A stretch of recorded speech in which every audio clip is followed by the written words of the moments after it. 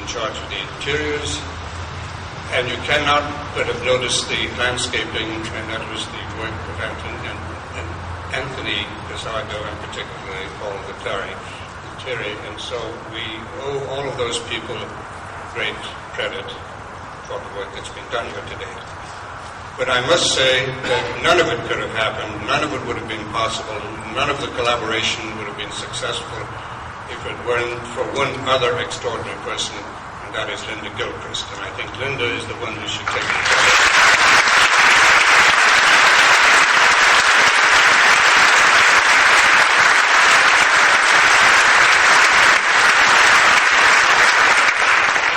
Now, if I can find anybody else to name that gets that much applause, I'd be happy to name it. But I have worked in many, many corporate headquarters, and I have never come across anybody more organized, more capable, more driving, easier to work with, really easy to work with, but really produces the whole thing on time, on schedule, and all of those things, and that's a great tribute to you. So for all of us who were involved in the production of this, I know I speak for all of you when I say that I hope that in some way it realizes the extraordinary vision that Philippe Kahn had at the outset, and that it provides for Borland all of the things that he wished to provide, and we wish Borland a wonderful future. Thank you very much.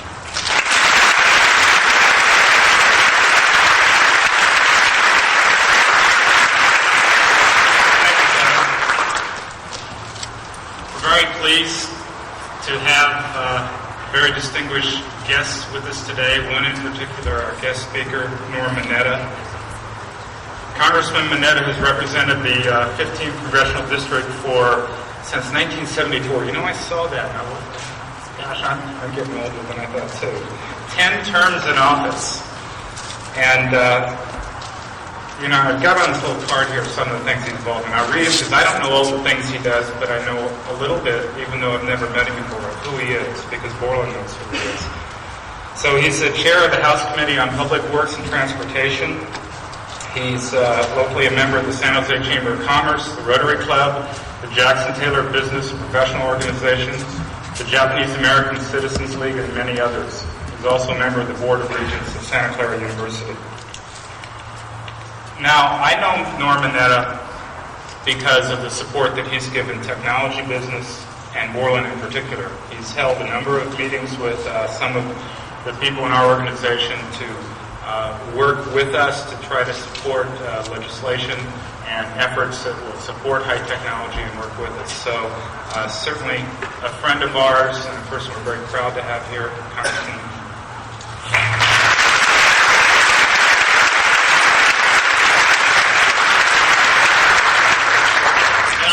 Thank you for that very kind and generous introduction. The last time I was being introduced, they simply said, and now we're going to hear the latest dope from Washington. It really does give me a great deal of pleasure to have this special honor to be here with all of you today on this very special day. A day that makes me quite proud of being a member of Congress who represents the Scotts Valley and Silicon Valley. To me, they are the world's twin valleys of high tech. And as a native of this region, having been born and raised in San Jose, frankly, I felt a twinge of nostalgia when this site, the home of Sanders Village, was purchased by Borland. But I must commend Philippe Kahn, dynamic and very visionary chairman, president, CEO of Borland. Philippe, you have turned these grounds into a different kind of fantasy. Santa had his workshop, but Borland now has the model workplace of the future. Now this is a very special place, a high-tech campus, a place for nurturing and developing both high technology and highly skilled workers. It makes sense when you consider that both the worker and the technology work together and develop together, and when you consider that both will be the foundation for our future economic growth. Your headquarters is also proof that investment in high tech must also include investment in people, in their well-being, in their health, and in their skills. They are all fundamental to productivity and world competitiveness in the 1990s and beyond. Certainly this campus firmly establishes Borland in Scotts Valley.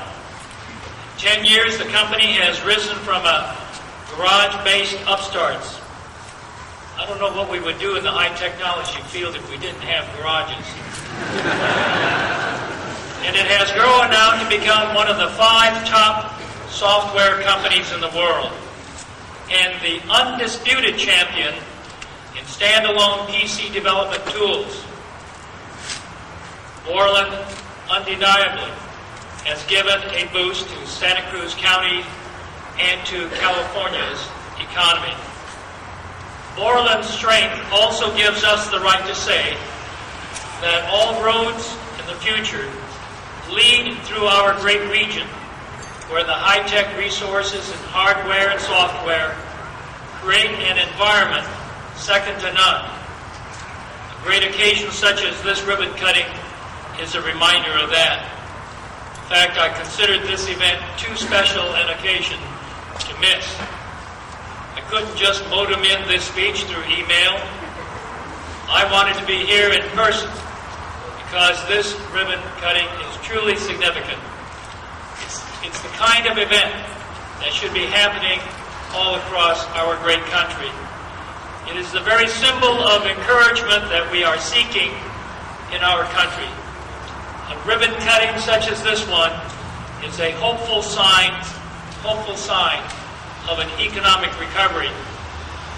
Now, I'd like to savor this moment with you because Borland is a true success story. As many of you are so well aware, Borland has not been immune from the stagnant economy these past few years. And yet, it has stuck it out.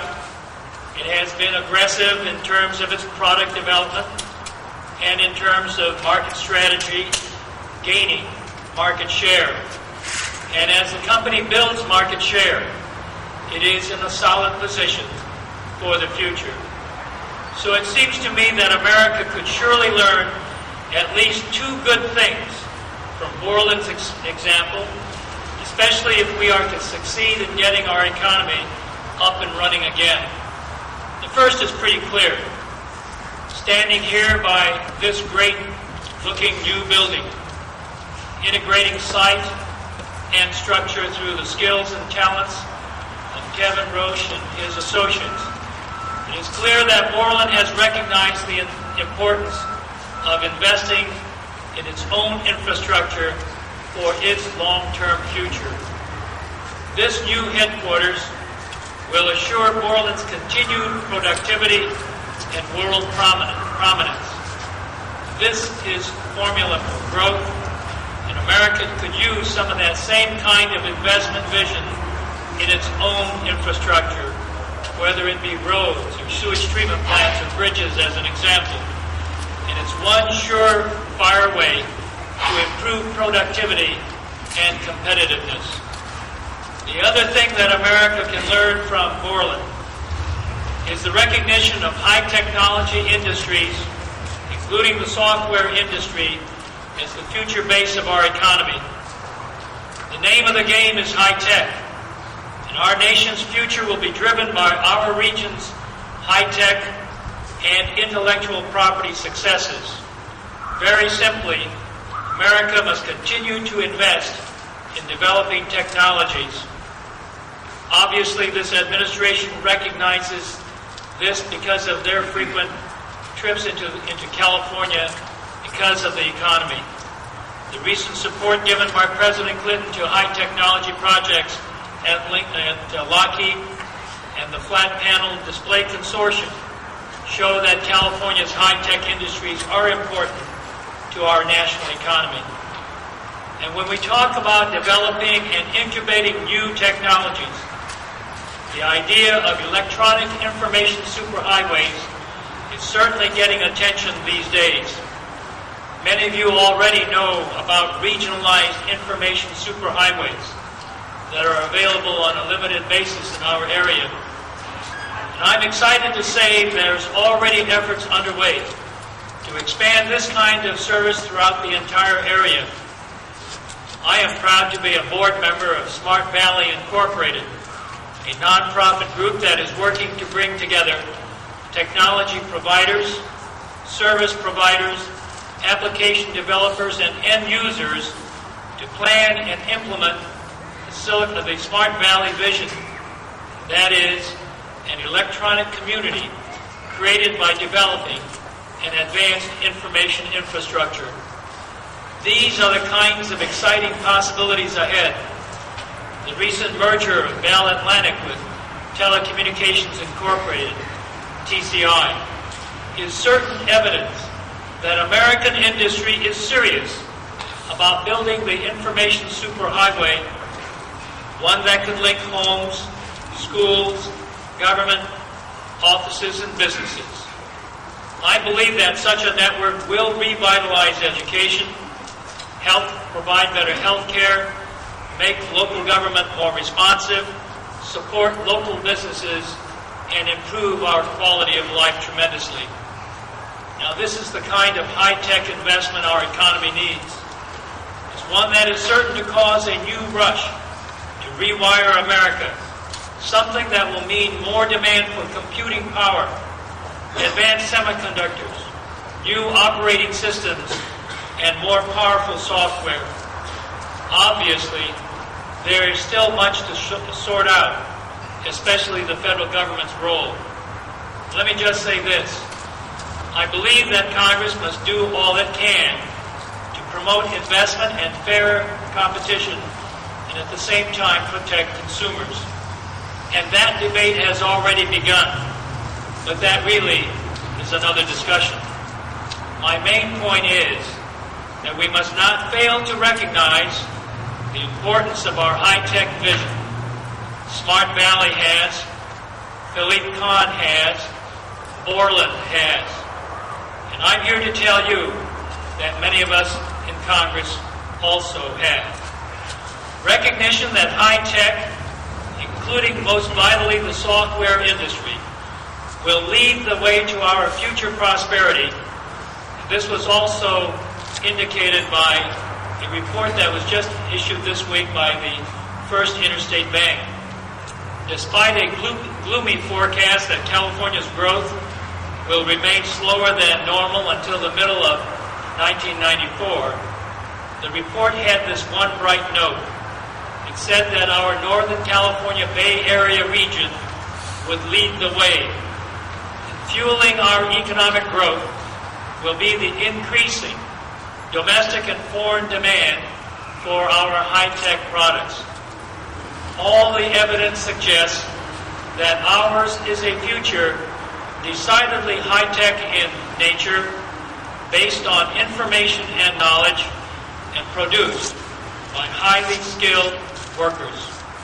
And I'll wager anything that if it's good for California, it's good for the nation. That's why it was important to be with you here today. Besides being a positive sign of hopeful economic growth, the ribbon cutting at Borland's new campus represents America's high-tech future today.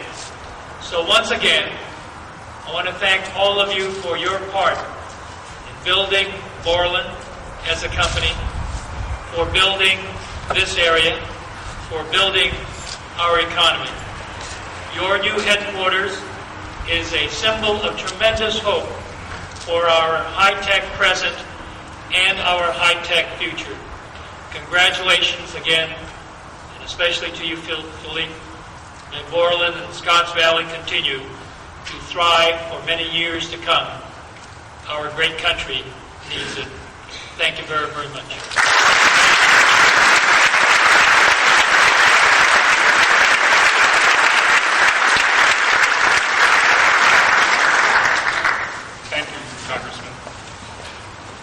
We're in California, but we're also in Santa Cruz County. We're very pleased today to have with us the chairman of the Santa Cruz County Board of Supervisors, and to have with us the mayor of Scotts Valley, the Honorable Gina Joplin.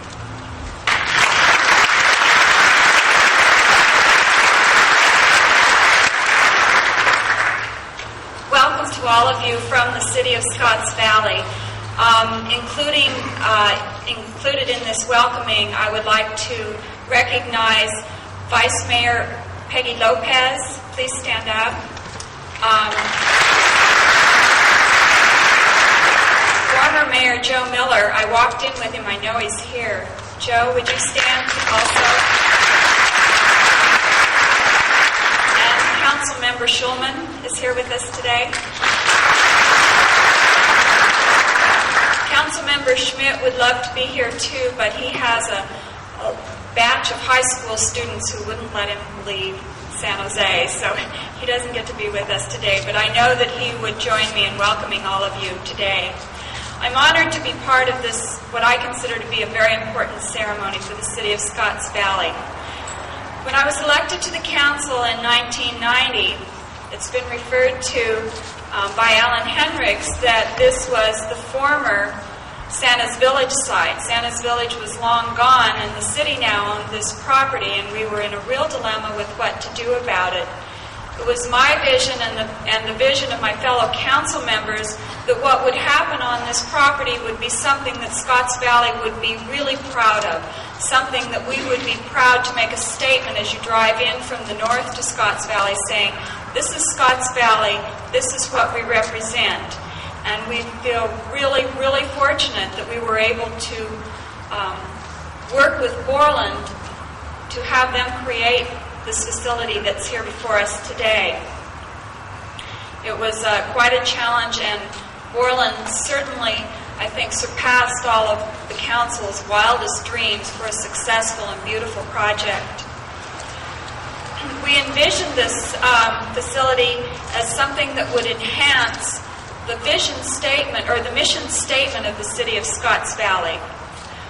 One of our mission statements is to protect the hillside forest and maintain the essential character of the valley. This northern gateway certainly does that. Borland had the vision and foresight to marry the workplace with the natural environment. As the landscaping was put in, you can have an imagination about what it will look like in 10 or 20 years as the landscaping matures. It's a beautiful, beautiful building, and as the landscaping matures, it will only be enhanced. Another mission statement was to foster a healthy business community. Borland provides the catalyst for Scotts Valley recently approved redevelopment plan. And they also will contribute to the economic vitality of the community, both in jobs and in sales tax. Borland has become a family member of the Scotts Valley community with their generosity to our local organizations and events as well. They have donated a truck to the fire district, a police car to City Hall, $50,000 to earthquake recovery, $10,000 to our most recent Bean Creek 10K run, 5K walk. And they've donated computers. In fact, I was talking to the school district office this morning to find out exactly how their computer contributions serve the school district. And the woman that I talked to was so enthusiastic. She said that the whole district office just wouldn't be what it was if it hadn't been for Borland and their generous contribution. They've also donated computers to make the middle school computer lab a reality from the dream that it had been. And I have a challenge to Borland. We just found out last night that the County Office of Education approved 5-0 Scotts Valley's, or 7-0 Scotts Valley School District's application to unify. So we think that one of these days you will have a unique opportunity to be the first company to make generous contributions to our new high school.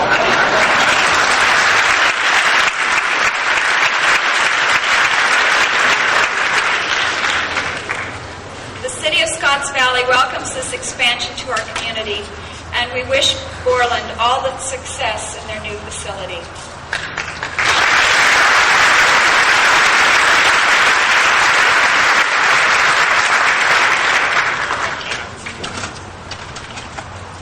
A man who needs no introduction, and quite frankly, usually wants no introduction, certainly deserves one.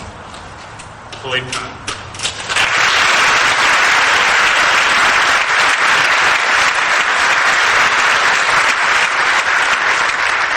Thank you very much. There's not much to add, and I got a bad voice. I think somehow I got a bug or something like that. Just to talk about anecdotes and things that happened, because I think that's what we're talking about. When I got here 10 years, I didn't get to Scotts Valley from over the hill. I came 2,500 miles, and I came from France, and I actually arrived in San Jose on Stevens Creek Boulevard and had a little room in between two car dealerships. I worked at fixing computers, doing, printer cables and stuff like that, trying to find a job here. And it was tough because I didn't have a green card. Because you were born here. I wasn't. And so a lot of people ask me, why is it that you have you don't sound French? It's because I had to hide. So I practice a lot. And so one weekend, when you get here, you don't have anything, and just try to make ends meet, don't have a car. Or someone took me on a weekend to Santa Cruz, and we drove by here and said, this is nice. This is much nicer than these car dealerships in Stevens Creek. No, come on. I know you get the sales tax. And they were thinking, actually, of having car dealerships here. So I saw this, and I said, that'd be nice to work here. So this is our fifth location in Scotts Valley. We moved fifth up. And I need to correct that we never started in a garage, actually. We started on top of the garage. Actually, that garage is still there. It's a garage that repaired old cars. And the place is still for rent. So if there's any entrepreneurs there, there's very good feng shui over there.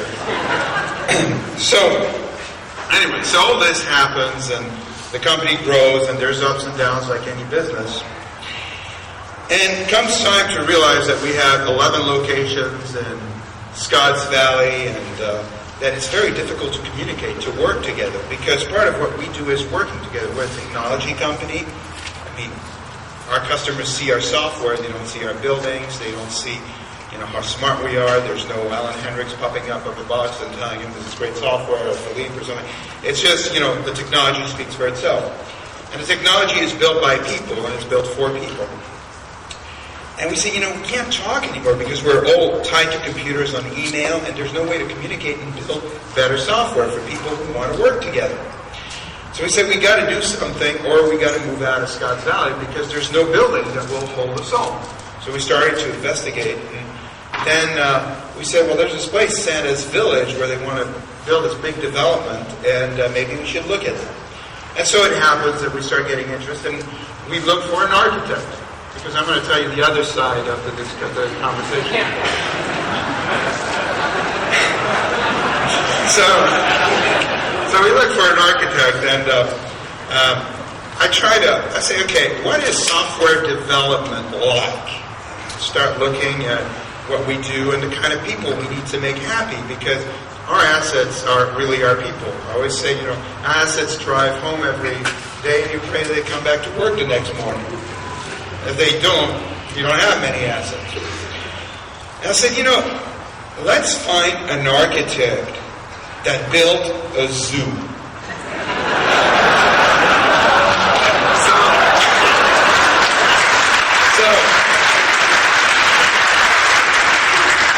So here we are looking for an architect that had built corporate headquarters and a zoo.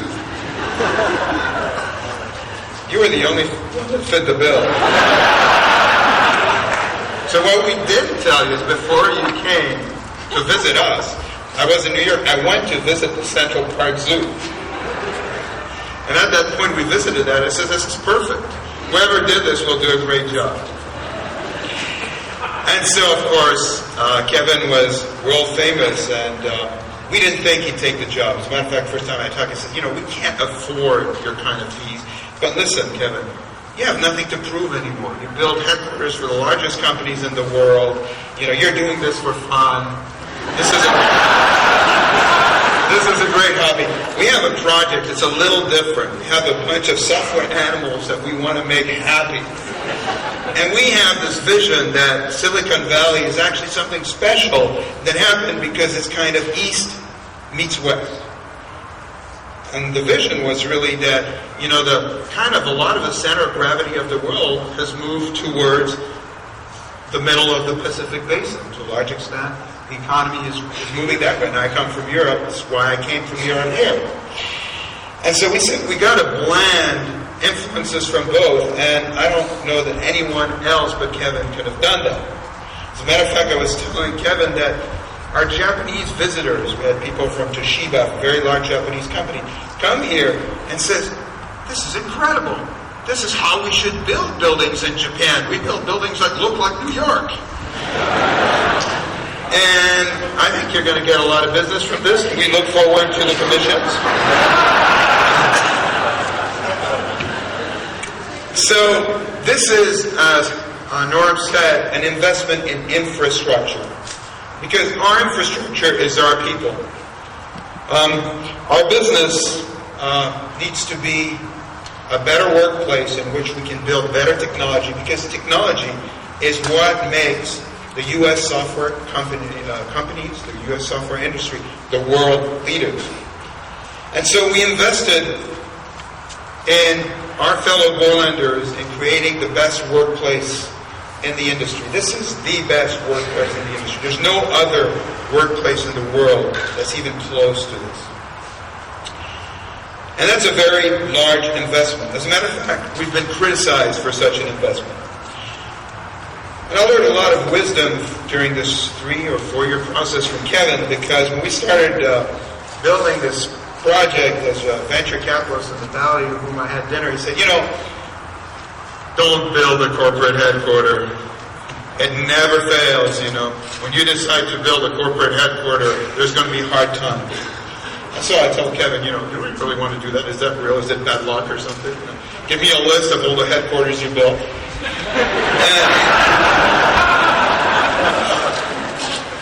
And so we looked at that and we said, the bottom line, this is exactly, and that's where Kevin helped me a lot, it's like sailing. You can tell on a nice day, everybody's a good sailor. It's really easy, put the sails up and you're going to sail. But you can tell sailing and the people and the companies and the groups that have staying power by their ability to sail through a storm. And we had a storm while we were building this building. And I think that one of the great prides of this company is to know how to do that and have the staying power to continue to lead in technology. Therefore, to satisfy our customers, our employees, and ultimately our shareholders. And this company is now growing, is leading in many areas. As a matter of fact, we believe, as you know, that information technology is the future of the next generation. Just as the steel industry was key to the turning of the 20th century, information technology is the key to the 21st century. And we believe that the next wave in software, after the downsizing wave, the client-server wave, is the upsizing wave, which is the wave that allows you to take your investments and leverage them to solve bigger problems. And I predict that Borland will become, over the next 3 years, the leading factor in the upsizing revolution. Just like companies such as Oracle have been leading the downsizing wave, we will lead the upsizing wave. And so, we believe that this new infrastructure is going to help us grow, create new jobs, work together in the community, and help create a better future for all of us. I'd like to thank everybody who participated in building this wonderful headquarters. And it's not just one person, but it's a lot of ideas. It's the community. It's the help we got in getting through and cutting through the red tape.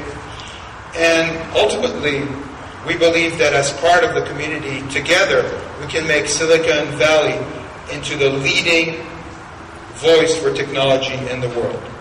Thank you very much.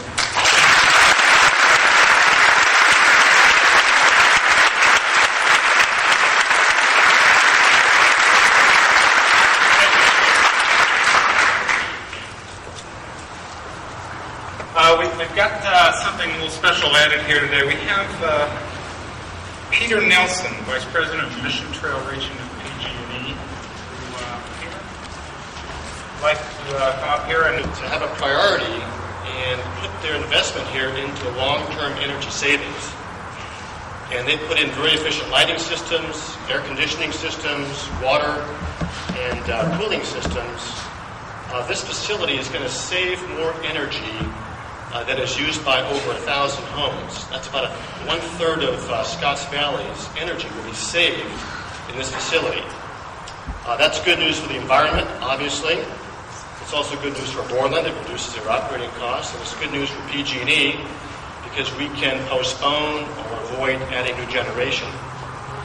Because of those benefits, we have an award program for energy efficiency achievements. And I'm pleased today to be here to present one of our largest ever awards to Borland. And this will prove that, I think,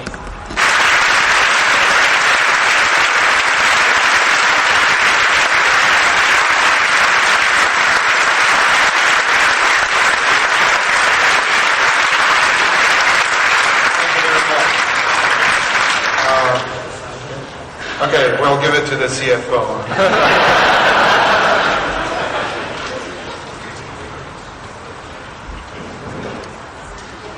This makes me very happy. And I think our bankers are out here makes them happy too. We appreciate that. Actually, there's one other thing we wanted to do, and I think that Philippe needs to get involved here. Yes. See, the good thing about something like this is you don't rehearse it in advance. So remember we talked about this? He doesn't remember. Okay. I just do what he tells me.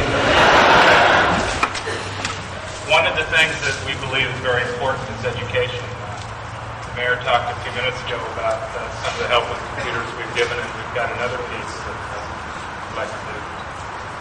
Okay. All right. Okay. Gina, could you come up here? Education is fundamental to, if nothing else, giving us our future employees, and we think it's very important in an immediate sense as well as in a broader sense, as Congressman Mineta mentioned earlier. So one of as a token of kind of an additional piece of what we're doing, in addition to the computers we've given and the support we've given to schools, what we'd like to do is to present to the city of Scotts Valley what we have here is a certificate. We are creating a scholarship fund to the tune of $5,000 a year that will go to a Scotts Valley high school student who wants to go on to college and who is interested in learning more about computers and hopefully end up as a software developer coming to work for Borland.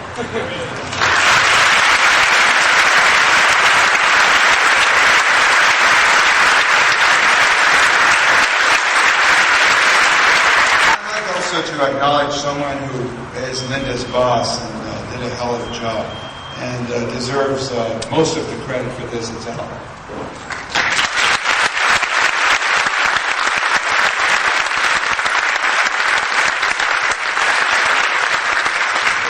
It's nice to stand in the background and let somebody else do all the work. So Linda, could you come up here, please?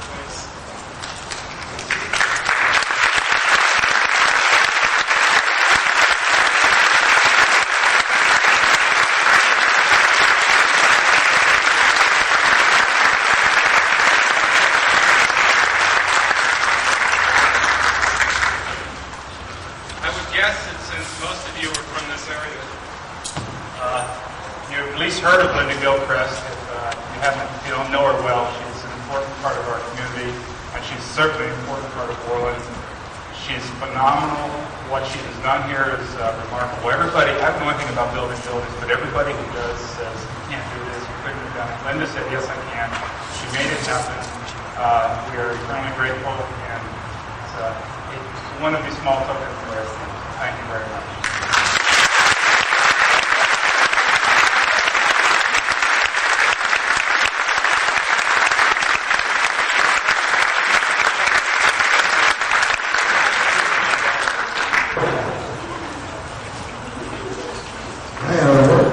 Ready?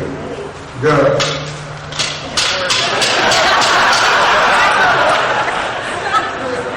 It's a hardware problem.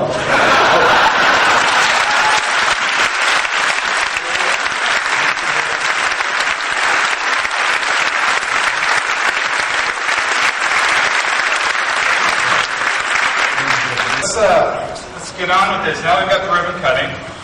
What I'd like to do is give you a few logistics.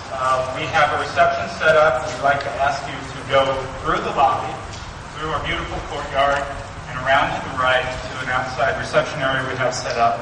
We have tours of the building that will originate from that area. So if you would head back there, we'd appreciate it. On your way out, if you would come also through the center area, coming back through the lobby, we'll have shuttles running to your cars. Also, we'll have a small gift for everybody who's been here, so it's another incentive to get you routed the right way.